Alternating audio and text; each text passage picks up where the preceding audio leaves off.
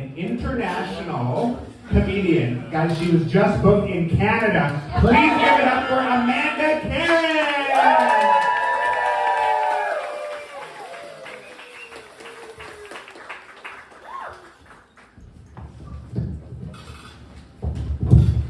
In West Nyack, born and raised, eating challah is how I spend most of my days. So I'm Amanda Karen. Apparently this is a duo act. And I'm here to welcome you to Jewish Fight Club. Rule number one, we always talk about Fight Club. When a couple of Jews, we were up to some good. Started making mitzvahs in our neighborhood. So I want to understand who's here tonight. Obviously members of the tribe, but I want to understand what caliber. Do we beat our chests on Yom Kippur?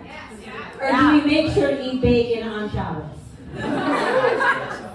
Do we know exactly what words to bow during the Aleinu? Or do we mix up Kiddush and Kaddish? Do we have at least 2 Holocaust-themed books on our coffee tables at all times?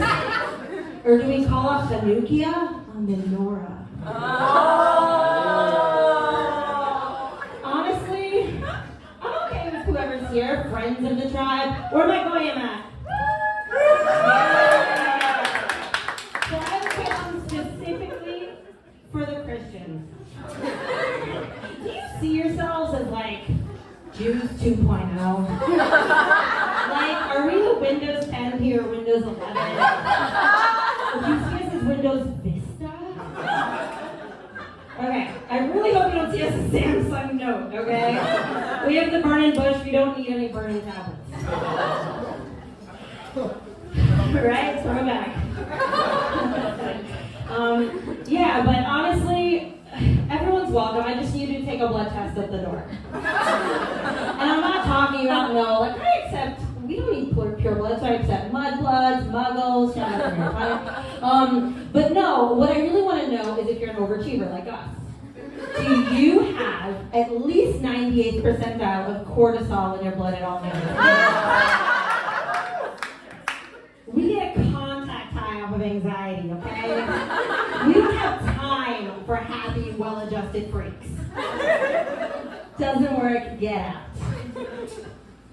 But really, so it's in our food too. So when you go to a Jewish deli, what's the most Jewish thing on the menu? I'll start us off. Is it matzo balls? What else? Pastrami. Oh, pastrami, okay. Obviously, Humantashen's on the docket. Anything else? Kugels. Oh, Google, deep cut. Chopped liver. Oh, I hear a New Yorker in here. Honestly, guys, it's none of those. It's intergenerational trauma. It shows up in our blood, in our food. It shows up on what we do in the summer, or as people from the Hamptons would say, where we summer. It's a verb there. It shows up there, so I'm going to tell you who here went to Jewish sleepaway camp. Ramah. I can just feel it in your aura. My niece goes to Jewish camp too, and you know it's different these days. When she considered it a successful summer if on her bunk she makes out with a girl with the most viral TikToks.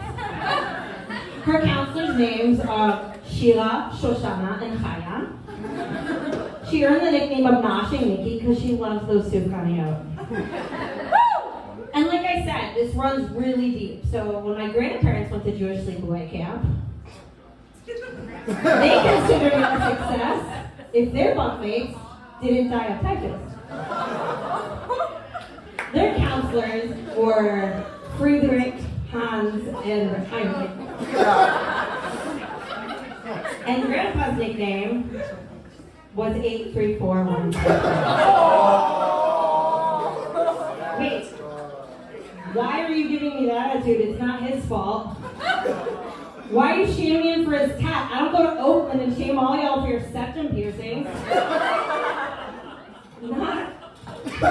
You think you're so woke here in San Francisco, not so much. So naturally, when I brought home a Hispanic guy. My parents weren't exactly dancing the hora. My parents put the panic in Hispanic, okay? And they call themselves pious, but that's really just boomer for racist. They say, Amanda, please tell us that he's at least fancy Hispanic. And I was bracing myself for this one, but they said, you mean, flamenco, not mariachi. Yeah, and I said, guys, clearly you've never had a quesadilla. And plus, why do you want it to be Spain? They're the ones that kicked us out in the Inquisition. What if the Mexicans they were going to give us piñatas for bar mitzvahs? So then they said, you know what, Amanda, it's time to forgive and forget. That was 600 years ago. The Holocaust was 80 years ago, and I already love my BMW.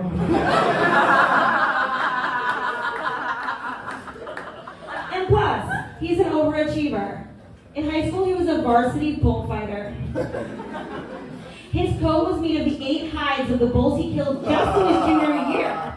Big varsity leather jacket with an E on the back for Spain. Needless to say, we had paella at the wedding. So, he also is an overachiever. He brings so much to the table that we just don't have in our family tree. Like, he has more foreskin than the entire family tree. And he's not a Jew, but he's a lactose intolerant engineer. So finally, I think, I'm getting up there, the elder millennial, and so they're imminently reminding me that my train is leaving procreation station. So they said, Amanda, it's really time. And I said, don't worry, guys, we're making creations right now that are a little bit of both of us. Last night we made churro chulent. They said, no, Amanda, we mean the live kind. No, I know, that was a joke, but I got you covered. We are going to expand your collection of grand doctors by so much. Don't worry, we'll give them bar mitzvahs. So then they said, Amanda, I'm not going to spell it out further. We need you to give us a baby.